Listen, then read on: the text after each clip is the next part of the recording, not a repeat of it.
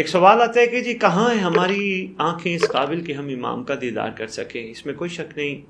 ظاہری دیکھا جائے تو ہماری آنکھیں اس قابل نہیں کہ ہم بادشاہ کا دیدار کر سکیں، اور حقیقت میں دیکھا جائے تو ہماری آنکھیں اس قابل نہیں کہ ہم کربلا کی مٹی کا دیدار کر سکیں، آنکھیں اس قابل نہیں علم عباس کا دیدار کر سکیں، ہماری آنکھیں اس قابل نہیں ہم کربلا کو سلام کر سکیں، ہماری آنکھیں اس قابل نہیں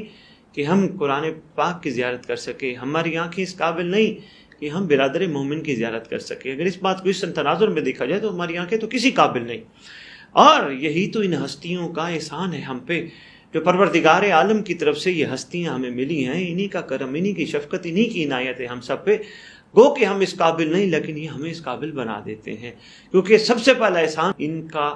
ہمیں اپنے قابل بنانا، جو سب سے پہلا احسان ہے کہ انہوں نے ہمیں اپنی یادوں میں مشغول رکھا ہے، اپنے ذکر فکر میں مشغول رکھا ہے۔ ہم اٹھتے بیٹھتے یا علی یا علی یا علی کرتے ہیں، ہم ہر وقت حسین حسین کی صدا بلند کرتے ہیں، پکارتے ہیں۔ یہ کوئی چھوٹا احسان نہیں۔ ہماری ماؤں نے ہمیں دودھ پلایا یا علی یا علی یا علی مدد کہہ کر، تو یہ کوئی چھوٹا احسان نہیں۔ ویسے دیکھا جائے تو واقعتاً حقیقتاً کسی قابل نہیں، لیکن ان کے احسانات در احسانات کے جب نگاہ دوڑاتے ہیں تو ان میں سے پہلا احسان یہ ہے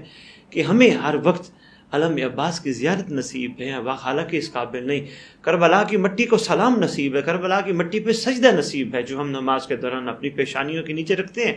یہ اس قابل بھی ہم نہیں۔ تو اگر ان چیزوں کو دیکھا جائے واقعی ہم اس قابل نہیں، اور پھر مالک زمانہ اجل اللہ تعالیٰ فرج شریف کی ذات گرامی قدر کی حقیقت کو دیکھا جائے تو واقعی ہم امام کے قابل بھی نہیں، لیکن یہ ذات اپنی مقدس نسبت والی چیزوں کو زیارت کے قابل ہم سب کے لیے بنا کر پھر ہماری آنکھیں اپنی زیارت کے قابل بنا رہے ہوتے ہیں۔ یہ اور بات ہے کہ ہماری فکر، ہماری سوچ اس طرف نہیں جاتی، ورنہ حقیقت میں یقین جانیے ہمیں یہ اپنی زیارت کے قابل بنا رہے ہوتے ہیں، ہمیں یہ ہماری آنکھوں کو پاکیزہ کر رہے ہوتے ہیں، جیسے غم حسین میں آنسو بہاتے ہیں ماشاءاللہ۔ اس بات کو میں تھوڑا اور آگے بڑھاؤں تو حقیقت یہ ہے کہ ہر اہل دل، اہل ایمان غم حسین پہ آنسو بہاتا ہے۔ تو جب آنسو بہاتا ہے، یہ آنسو بہانا یہ کوئی معمولی چیز نہیں ہے، یہ ان ذوات مقدسہ کا ہمارے اوپر بہت بڑا احسان ہے۔ اور جب ہم آنسو بہاتے ہیں، یقین کیجیے ہماری آنکھیں ایسی تر و تازہ اور پاکیزہ ہو جاتی ہیں، اور اگر ہم انہیں نجس نہ کریں،